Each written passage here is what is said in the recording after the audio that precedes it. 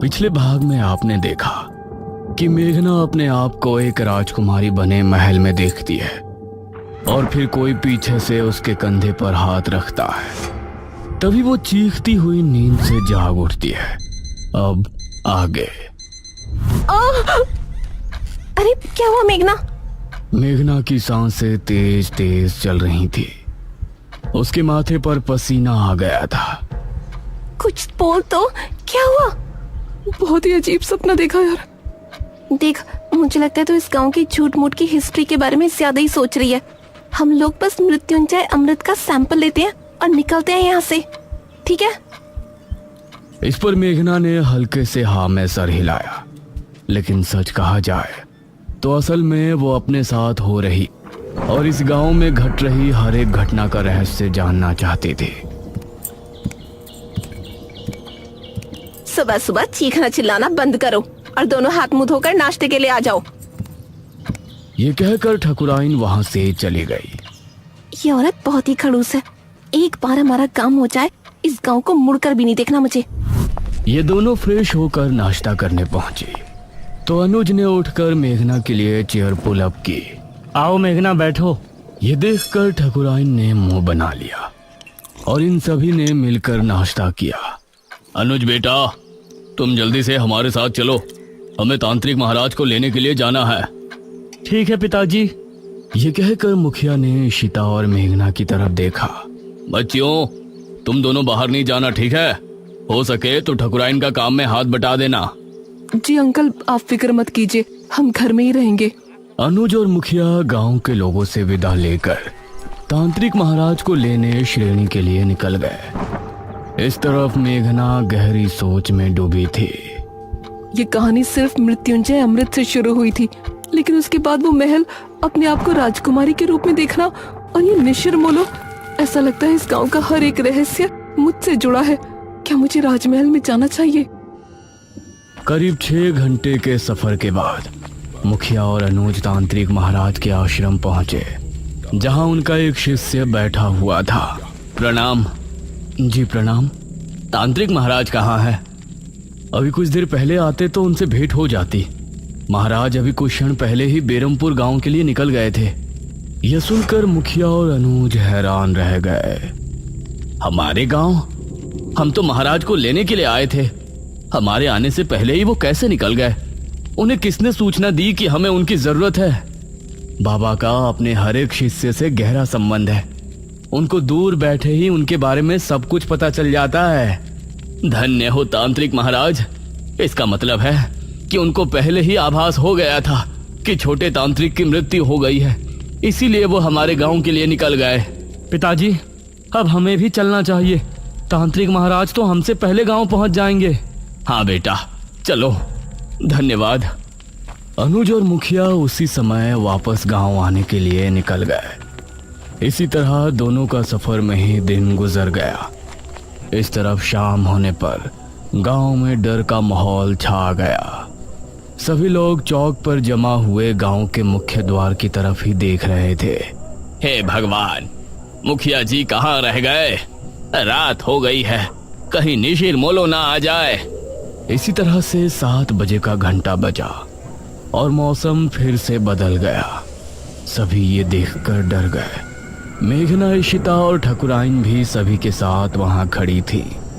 तभी उन्होंने मुख्य द्वार से किसी के कदमों की आहट सुनी और धीरे धीरे आंख से साफ हुआ तो सामने से तांत्रिक महाराज आते हुए नजर आए। अरे, ये तो तांत्रिक महाराज हैं। उन्हें देखकर सभी लोग खुश हो गए। तांत्रिक महाराज की जय हो! तांत्रिक महाराज की जय हो! सभी ने तांत्रिक महाराज के आगे हाथ जोड़कर नमन किया। तांत्रिक महाराज, ये और मेरा बेटा अनुज कहाँ है? वही आपको लेने के लिए गए थे ना? ठकुराइन, हमारे शिष्य की मृत्यु की सूचना हमें रात ही मिल गई थी, इसलिए हम स्वयं ही यहाँ आने के लिए निकल गए थे। उनसे हमारी भेंट नहीं हुई। हे भगवान, तो ये कहाँ रह गए? अब हम आ गए हैं, आप लोगों को डरने की जरूरत नहीं है। मुखिया और अनुज भी वापस आ ही जाएंगे। महाराज, अब जो भी करना है आप ही को करना है। जब तक ये और अनुज नहीं आ जाते आप हमारे घर चलकर आराम कर लें। ठकुराइन, हम तांत्रिक होकर बड़ी हवेली में नहीं रह सकते। आप लोग पुराने किले में हमारे ठहरने का प्रबंध कर दें। जैसा आप कहें महाराज। ये कहकर ठकुराइन ने गांव के लोगों से कहा, आप सभी मिलकर पुराने किले की अच्छी से सफाई कर दें और वहाँ रोशनी का भी अच्छा इंतजाम कर दें। ये सुनकर गांव के कुछ आदमी किले की तरफ निकल गए। बाबा वहीं चौक पर बैठे रहे।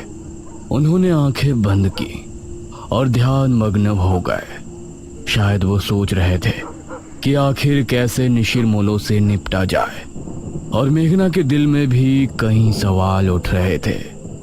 तकरीबन 1 घंटे तक किले की सफाई का कार्य चला और तभी अनुज और मुखिया भी वहां पहुंच गए।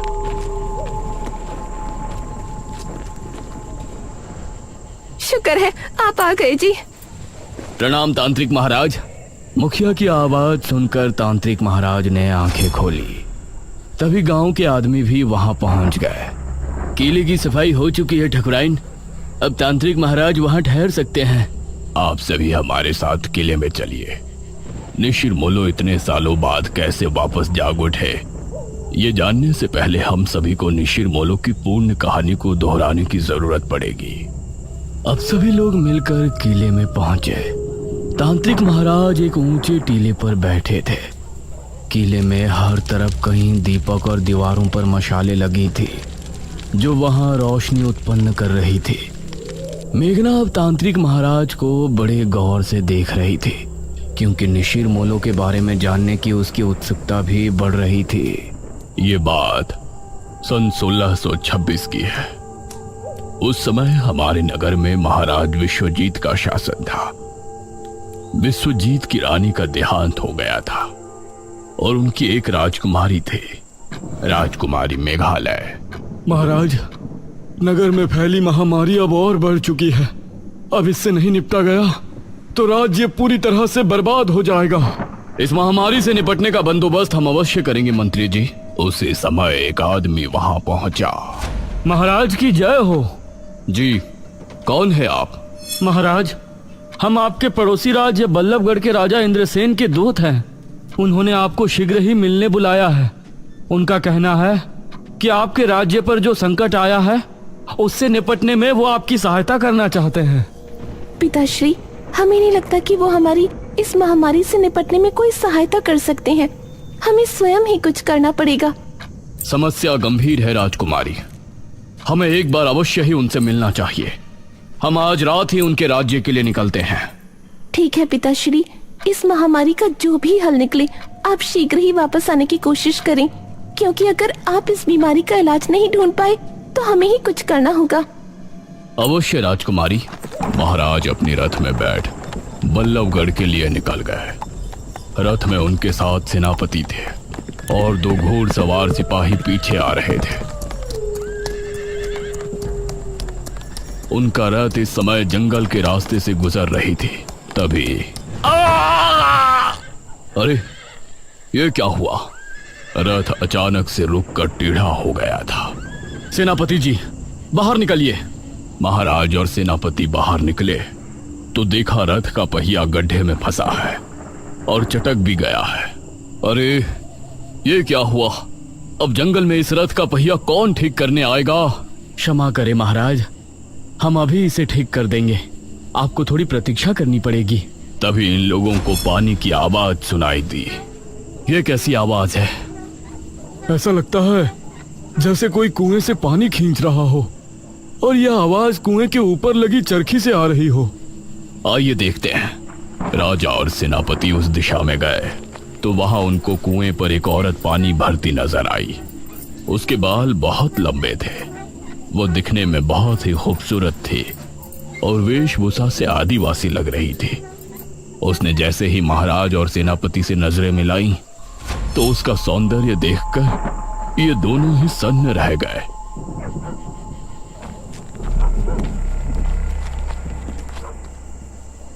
अरे, आप तो हमारे महाराज लग रहे हैं। प्रणाम महाराज। प्रणाम। क्या नाम है आपका? मेरा नाम दमयंती है महाराज। यहाँ पास ही मेरी कुटिया है। आप इस समय जंगल में? असल में हम पड़ोसी राज्य के लिए निकले थे। हमारा रथ खराब हो गया है, तो इसीलिए हम जंगल में भटक रहे हैं। महाराज, तो आप हमारी कुटिया में चलिए। यहाँ भटकना ठीक नहीं है। जब तक रथ ठीक नहीं हो जाता आप वहाँ रुक सकते हैं। ये दोनों दमयंती के साथ उसकी कुटिया में चले गए और फिर दमयंती ने दोनों को पीने के लिए पानी दिया। कितनी सुंदर है ये। अगर ये हमारी पत्नी बन जाए तो जीवन धन्य हो जाए। कितनी सुंदर स्त्री है। अगर ये हमारी पहली महारानी बन जाती तो कितना अच्छा होता। लेकिन हम एक महाराज होकर इसके सामने अपना प्रस्ताव रखें और इसने ठुकरा दिया तो इससे हमारा बहुत अपमान होगा। दमयंती दोनों को देखकर मुस्कुराने लगी। क्या हुआ दमयंती जी, आप इस तरह से क्यों मुस्कुरा रही हैं? दमयंती ने दोनों की तरफ देखा और बोली, अगर हम कहें कि हम आप दोनों के मन की बात सुन सकते हैं तो आपको कैसा लगेगा? ये आप क्या कह रही हैं? भला कोई किसी के मन की बात कैसे सुन सकता है? मैं सुन सकती हूँ महाराज। अभी सेनापति जी ने हमें अपनी धर्मपत्नी और आपने हमें अपनी महारानी बनाने के बारे में सोचा है। ये सुनकर सेनापति और महाराज दोनों ही हैरान रह गए। आप लोग घबराएं नहीं, मैं भी आप दोनों में से किसी एक की होना चाहती हूँ। ये सुनकर महाराज और सेनापति दोनों के चेहरे पर मुस्कान छलक आई। तो ठीक है दमयंती, अपना निर्णय सुनाए। इससे पहले ही सेनापति बोला, महाराज, अगर आप दमयंती को चाहते हैं तो हम आपके विरुद्ध नहीं जा सकते। ये सुनकर महाराज को बहुत अच्छा लगा और दमयंती भी मुस्कुराई। किंतु हम एक महारानी का जीवन नहीं जीना चाहते। हम आपकी धर्मपत्नी बनकर सिर्फ अपना पत्नी धर्म निभाना चाहते हैं। अगर आपको हमारा प्रस्ताव स्वीकार है तो आपको अभी इसी क्षण हमसे विवाह करना होगा। महाराज ने उसी समय अग्नि के साथ फेरे लेकर दमयंती से विवाह कर लिया। सुबह होने तक रथ भी ठीक हो गया था।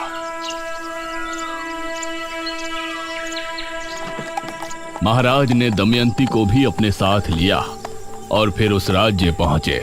राजा इंद्रसेन को हमारा नमन है। आइए महाराज, बैठिए। महाराज और इंद्रसेन में बातें हो रही थी, लेकिन इंद्रसेन भी दमयंती पर मोहित हो गया था। आज रात इस विश्वजीत को रास्ते से हटाकर हम दमयंती को अपना लेंगे और फिर कल ही इसके राज्य पर हमला बोलकर उसे भी अपने अधीन कर लेंगे। दमयंती उसको बड़ी गौर से देख रही थी और उसके चेहरे पर गुस्सा दिखने लगा था। क्या हुआ दमयंती? महाराज, राजा इंद्रसेन आपकी कोई मदद नहीं करना चाहते। रात होने पर आपको रास्ते से हटाने की योजना बना रहे हैं और हमें हमेशा के लिए अपना बना लेंगे और आपके राज्य को भी हड़प लेंगे। यह सुनकर इंद्रसेन भी हैरान रह गया। महाराज को बहुत गुस्सा आया। उन्होंने उसी समय अपनी तलवार निकाली। इंद्रसेन को परास्त करने के बाद महाराज तुरंत अपने राज्य की ओर लौट गए।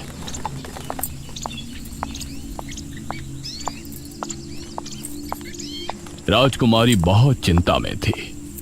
प्रणाम पिताश्री। क्या बताया इंद्रसेन ने?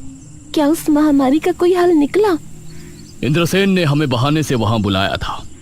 वो हमें मारना चाहते थे। वो तो धन्य हो दमयंती का जो इन्होंने हमें बचा लिया। राजकुमारी को महाराज की बात जरा भी समझ में नहीं आई। उसने दमयंती को घूर कर देखा। पिताश्री, अब हम ही इस महामारी का कोई इलाज ढूंढने जाते हैं। आप राज्य कार्य संभालें। दमयंती राजकुमारी को बहुत ही रहस्यमय मुस्कान के साथ देख रही थी। राजकुमारी महल से निकली और इस तरह राजा दमयंती के साथ महल में समय बिताने लगे और धीरे धीरे राज्य के कामों से दूर होते गए। करीब 1 वर्ष और माह के बाद राजकुमारी वापस लौटी।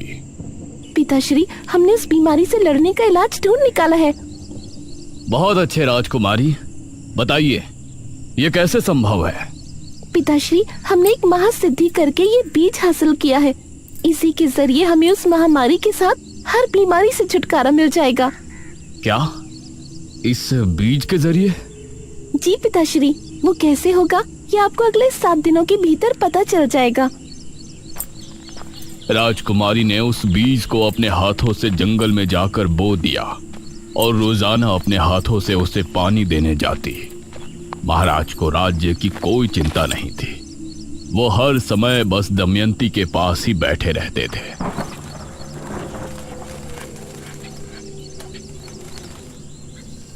7 दिनों के बाद राजकुमारी महाराज, मंत्री और सेनापति को लेकर जंगल पहुंची। उन्होंने पाया कि पेड़ बहुत ही हरा भरा हो गया है और उससे हरे रंग का पदार्थ टपक रहा है। ये क्या चमत्कार है राजकुमारी? पिताश्री, ये मृत्युंजय अमृत है। इसकी 3 बूंद पीने से बड़ा रोग दूर हो जाता है। हम इसके जरिए राज्य में फैली महामारी का खात्मा कर सकते हैं। वाह राजकुमारी, बहुत अच्छे। उसके बाद राजकुमारी ने अपने राज्य के सभी बीमार लोगों को वो मृत्युंजय अमृत देना शुरू किया और अगले 2 माह में वो महामारी राज्य से पूरी तरह से खत्म हो गई। राजकुमारी इससे खुश भी थी, लेकिन महाराज के दमयंती के करीब जाने और हर दम चिपके रहने से चिंता में भी थी। तभी एक दिन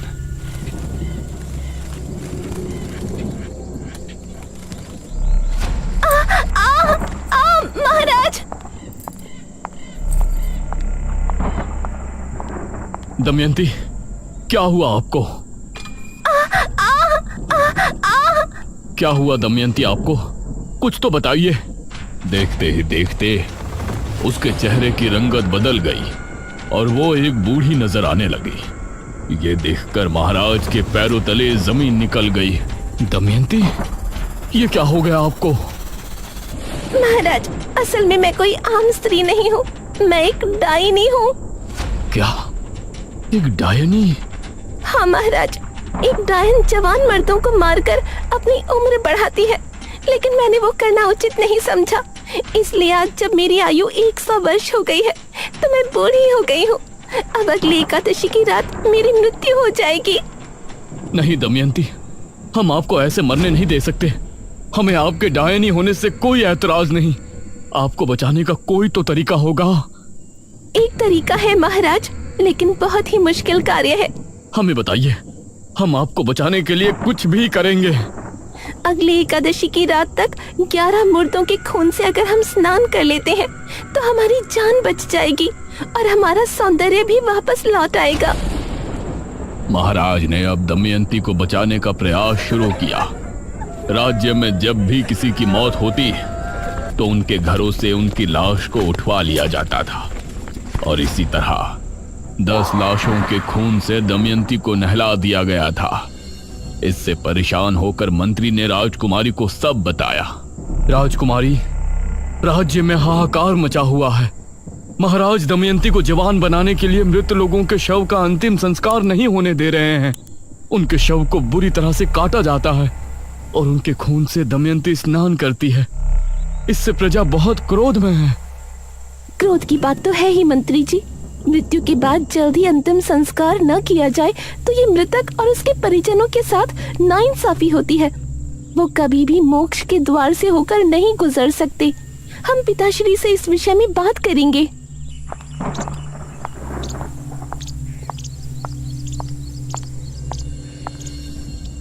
राजकुमारी ने महाराज से बात की, लेकिन उनके सर पर दमयंती को बचाने का भूत सवार था।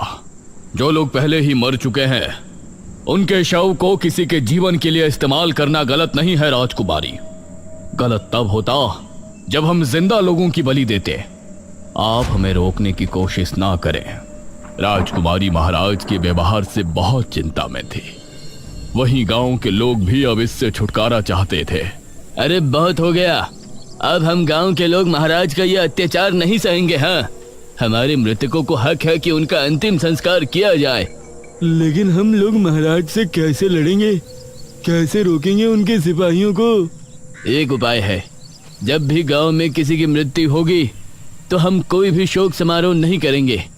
इससे महाराज के सिपाहियों को किसी भी मौत की खबर नहीं होगी। आधी रात के समय हम में से 4 लोग उस शव को ले जाकर चुपचाप शमशान में उनका अंतिम संस्कार कर दिया करेंगे। सिर्फ 4 लोग, बाकी सभी अपने अपने घरों में शांतिपूर्ण होंगे। गांव के लोगों को यह सुझाव अच्छा लगा। उन्होंने गांव के 4 आदमियों को नियुक्त किया। उस समय अर्थी को कंधा देने वाले लोगों को मोला कहा जाता था।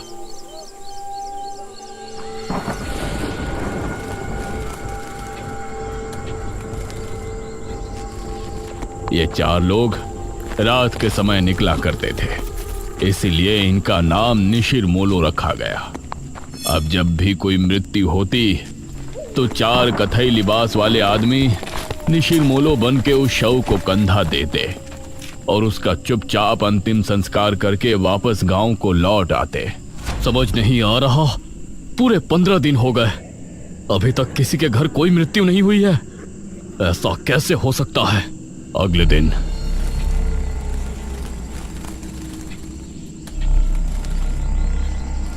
महाराज के गुप्तचरों के द्वारा महाराज को यह बात आखिर पता चल ही गई और उनका क्रोध 7वें आसमान पर आ गया। वो जो भी 4 लोग हैं, हम उनको मार कर ही दम लेंगे। उन्होंने हमसे चालाकी की, इसका हर्जाना उन्हें भुगतना ही पड़ेगा। महाराज ने अब अपने गुप्त सिपाहियों को तैनात कर दिया था, जो छिपकर रातों को जागकर गांव पर नजर रख रहे थे। एक रात निशिर मोलो एक अर्थी लेकर निकले। यह शनिवार की रात थी, तो उन गुप्त सिपाहियों ने निशिर मोलो को रोक लिया। अब तुम लोगों को कोई नहीं बचा सकता, कोई नहीं। बहुत दे दिया हमारे महाराज को धोखा। उन सिपाहियों ने इन 4 आदमियों को मार गिराया और फिर शव लेकर महाराज के पास पहुंचे। उस शव को दमयंती के कक्ष में पहुंचा दिया गया और सुबह होने पर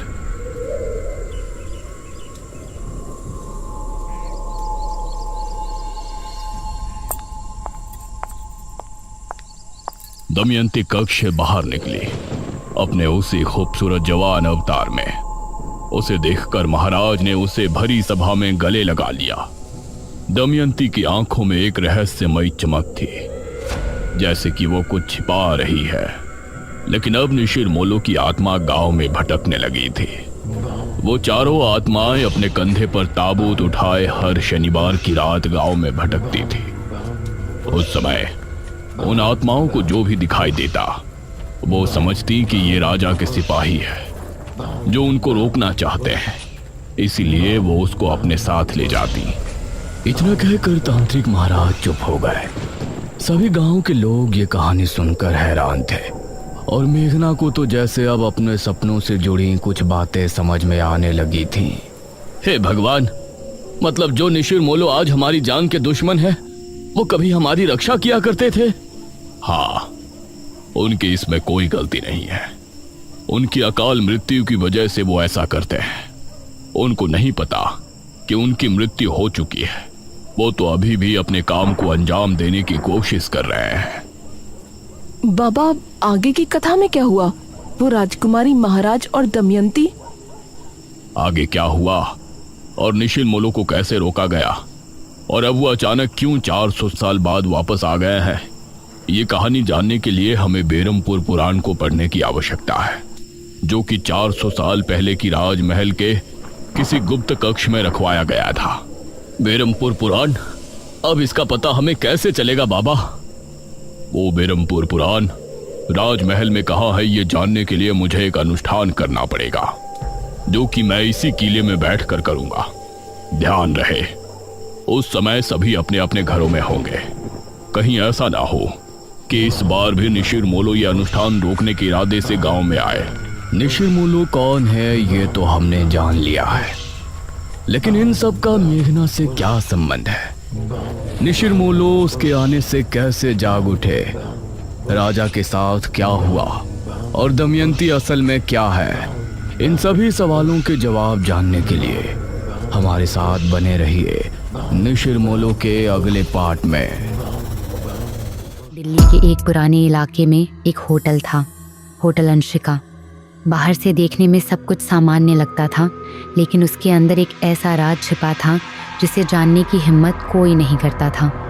उस होटल का एक कमरा नंबर 13 लोगों के बीच डर का कारण बन चुका था। कहते हैं जो भी उस कमरे में गया वो कभी वापस नहीं आया। एक रात रोहित नाम का एक लड़का वहां पहुंचा।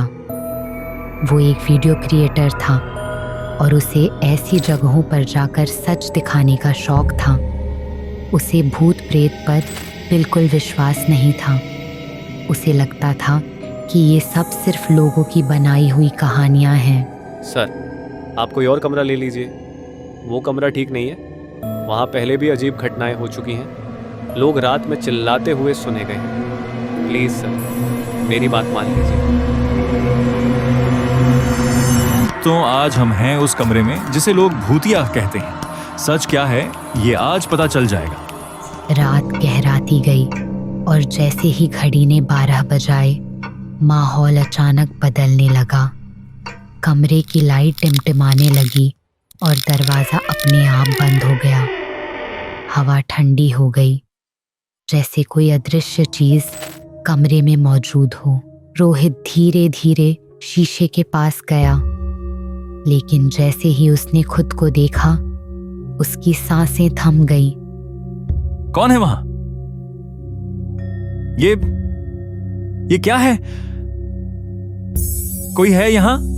उसके पीछे एक परछाई खड़ी थी। जब उसने पीछे मुड़कर देखा वहां कोई नहीं था, लेकिन डर अब उसके अंदर घर कर चुका था। अचानक कैमरे में अजीब आवाजें आने लगी। तुम यहाँ क्यों आए? तुम्हें नहीं आना चाहिए था। अब तुम भी यहीं रहोगे हमेशा के लिए। रोहित ने स्क्रीन की तरफ देखा और उसकी चीख निकल गई। बचाओ बचाओ बचाओ बचाओ! कैमरे में एक लड़की दिखाई दे रही थी जो उसके बिल्कुल पीछे खड़ी थी। उसकी आंखें काली थीं और चेहरा खून से भरा हुआ था। अगली सुबह जब होटल का मैनेजर डरते हुए दरवाज़ा खोलता है तो कमरा खाली मिलता है। रोहित कहीं नहीं होता, बस उसका कैमरा ज़मीन पर पड़ा होता है जिसमें आखिरी रिकॉर्डिंग चल रही होती है। वीडियो में रोहित चीख रहा होता है, बचाओ बचाओ बचाओ बचाओ! और उसके पीछे वही लड़की खड़ी मुस्कुरा रही होती है। इसके बाद कैमरा अपने आप बंद हो जाता है। आज भी कमरा नंबर 13 खाली है, लेकिन कहते हैं रात के 12 बजे वहां से आज भी चीखें सुनाई देती हैं।